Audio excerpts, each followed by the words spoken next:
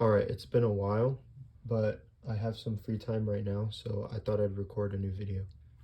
Today we're going to go over 5 tips for solving the cross faster.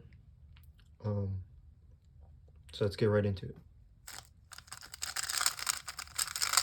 Okay, I'm not including this in the tips because it's an easy fix, but whenever we're solving the cross, we should always have it face the bottom. So if we're solving white, then the white should always be on the bottom. If we have it on the top, then some of the finger tricks can be a little bit difficult and not as fast. And also we would have to do a cube rotation in order to start F2L. Alright, so tip number 1 is that when solving the cross, we can ignore the center pieces. The only thing that we need to pay attention to is where each piece is relative to the other pieces. So for example, whenever we have the blue inserted, we need to make sure that opposite the blue is the green and to the right of the blue is the red. Once we make sure that is all done, we can finish the cross just by a simple turn of the entire layer. This can take some time to get used to because it's kind of difficult to know where each piece needs to go relative to each other because we don't really pay attention to that because we have the center pieces to tell us which color each side is. But an easy way to do this is to just make sure you have the opposites. You know the opposites, those are easy to figure out. And then there are a few tricks to figure out where the other pieces go after you've found like an opposite. Let's say you have like a red and then you know where to put the orange because it's on the other side. But where do we put the green and blue? It is another question that we need to figure out. One way to figure this out is that when you are solving the pieces, you can imagine yourself already correcting the bottom layer. So like I said before, you can solve the whole cross and then correct the bottom layer to align with the appropriate centers. But to figure out how to actually orient all the pieces in the right way, you can imagine yourself already correcting it, but not actually doing it. So for example, this green, if I bring this down, I can imagine myself bringing this down and then correcting the piece. And once I correct this red to its red, this green, which will be here after I turn it down, will also correct. And I know that green is on this side. And so I know that it will correct to the right place. So then by doing that, I can see that green needs to go right here relative to the red. And then once I have that, I know that opposite of green is blue, right? So blue will have to go here, and then I can just do that without having to orient or correct the bottom layer.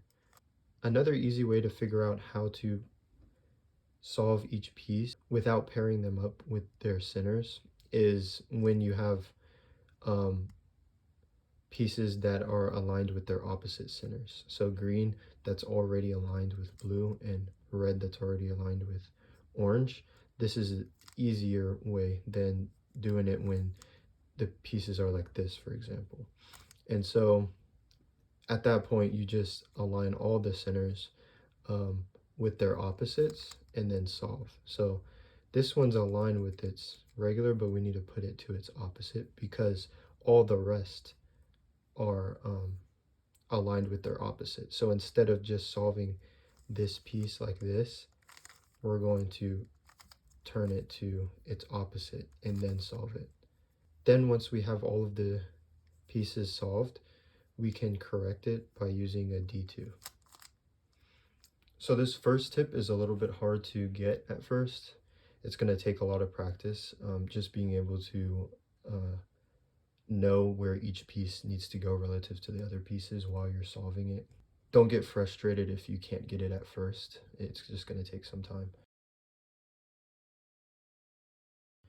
All right, so for tip number 2, you need to understand that every cross piece can be solved with 3 moves or less. So it may seem like a cross piece has to be solved with more moves, but you can actually, from every position, put that piece into the correct spot on the bottom layer with 3 moves or less. So I'll go over each scenario. So obviously if you have this scenario where the piece is on top, you can align it wherever you need, whichever center. So in this case, you would align it with the blue and then put it down. But you don't always have to align it with the blue, as we learned from tip number 1. You can have it on the opposite or even here, depending on where the other pieces are that you've already solved. So with this one, the most it'll take is 2 moves, because an F2 or an R2 is considered 1 move. So the next case that we have is this case where the cross is in this middle layer, which this can be difficult to solve sometimes because our intuition would tell us to put it up in the top layer and then just solve it like this. But we don't have to do that. Actually, sometimes this can be the quickest solve, because really all you have to do in order to put it in the bottom layer is do 1 move and it'll go down into the bottom layer. But obviously you need to take into account where this piece is going in relative to the other pieces. So in this case, if I just bring this one down, this wouldn't work because the piece that's opposite blue needs to be green, not red, right? So in this case, we can always turn the bottom layer until we have the right slot to bring this down. So to demonstrate this, for this blue, we know that relative to the blue, this red needs to be in this place right here, because the red center is here, right? So instead of taking it out and putting it up to the red, we can just move this bottom this way. That way we place this into the correct spot and then correct the bottom and it'll be there. So that all took 1, 2, 3 moves. All right, so the next scenario that we may encounter is this scenario where we have the white facing us and it's in the top layer. So to solve this, if we want this piece to go right here, we're going to put it on either side. We don't want it to be directly over the slot that it needs to go. So we can put it over here or we can put it over here. Either way is fine. And I'll go over both ways. And so to solve this, it's a lot like the sledgehammer move, and it's pretty fast. So the moves go like this. We go R prime, F, R, and it's in. So essentially we are lining up with its center, placing it in, and then replacing the piece that we screwed up. And so if we want to do it from the left side, we do L, F prime, L prime, and it's solved. So I went over all 3 cases that you can get. Now obviously you may get a case that's on the other side of the cube. Let's say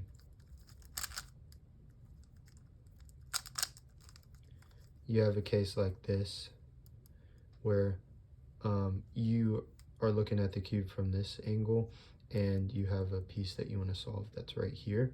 You can insert it from the back,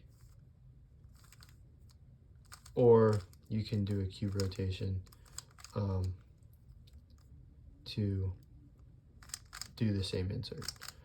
Obviously inserting it from the back is faster, but it takes a little bit more practice in order to visualize and understand which way you need to turn the bottom in order to solve it. Same for this case where you have this 3 move case, but it's faced behind you. I would experiment with different inserts. We know that another way to solve this is to simply bring up the middle layer, turn it, and then bring the middle layer down. But that takes more advanced finger tricks. So if you're at that level, then definitely experiment with different ways you can insert, especially from the back, where you can do something like that. That'll decrease the time it takes you to solve the cross.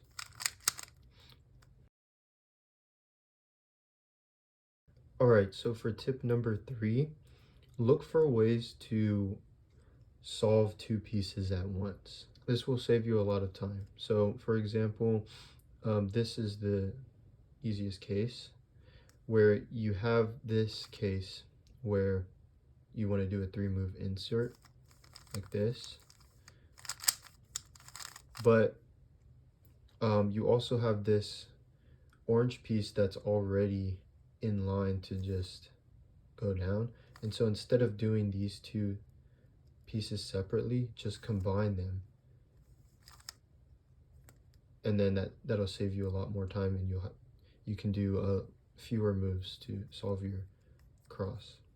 Another example would be this case where we know this red is going to go down here, and so when we do this red, we'll see that this blue is going to end up over here.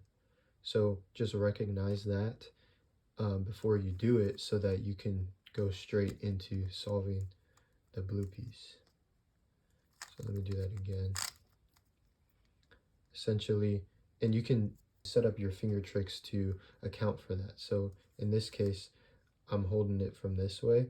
That way, as soon as I finish, I have my ring finger to go ahead and push this down and solve that piece. But the entire process looks like this. You solve this one, which makes this one be in line to get solved with 1 move. Another scenario we can apply this tip to is this case where you have multiple pieces that are set up in this orientation. I used to hate getting crosses like this because I thought I had to bring it up to the top and then do the 3 move insert. But I realized that just by combining all the previous tips, we can actually solve this fairly quickly. To do this, we can just turn the front face like this to bring it to either side, whichever side we want. And so we bring it, let's say, up to the right side. And then now we can just put this in the bottom layer with 1 move. But we'll notice that it moves this one out of the place, and it sets it up just the same way that it set this one up, right? And so if we bring this one down, it's in the correct place relative to this first red one that we solved.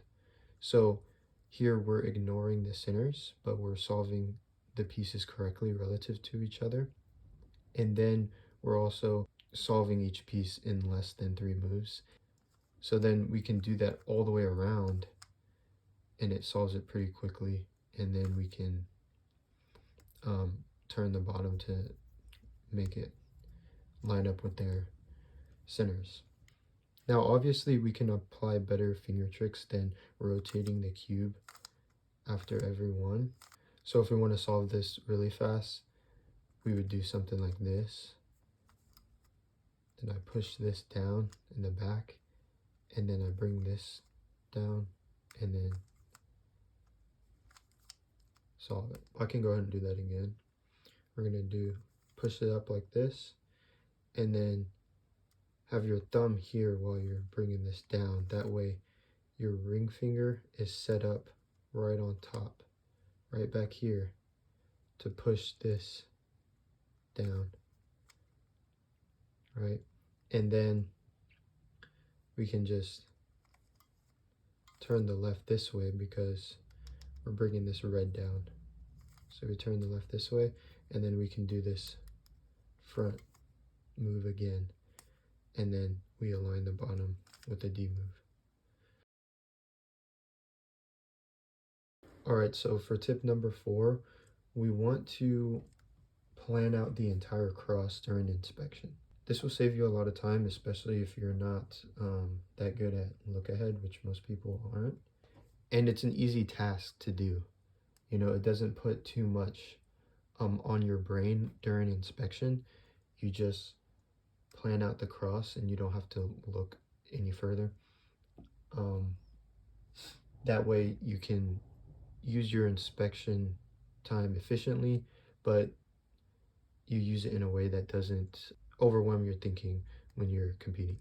So just as an example, a simple example, if I'm given this scramble, I can see that this blue is already solved, and then I see these pieces and this one. So I know this one can already be solved in just one move. And then, so I keep that in mind, and then I figure out how to solve these. So what I would do is plan out that, okay, I'm going to turn the bottom layer this way to bring this one down, and then I'll turn the bottom layer back to correct it. Then I'm going to turn this top this way to where it aligns, and then do an L2. And then that didn't, both of those moves didn't mess up the orange, so I just bring this orange down. So I think of all of that during inspection, and then I can just do it when I solve it. I'm not worried about this. You can, if you're more advanced, you can worry about this and trying to preserve this for F2L, but to start off, I would just focus on doing your cross. And so since I've already planned this out, I can just hold it like this, and then when I'm ready to start the solve, I go ahead and solve it.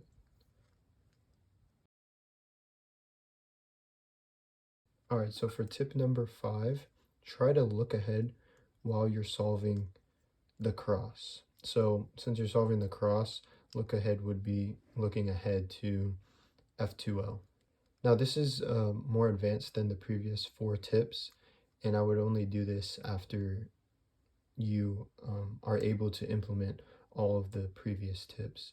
Especially if you're able to plan out the entire cross in inspection, then you just go through the moves that you've already planned, and you can start to look at how the corner pieces and the edge pieces for F2L move while you do them. That way you don't have to necessarily plan out like your first F2L case, because you can just follow a certain piece, a certain pair, or you can just look for pairs as you solve and as you get closer to finishing the cross.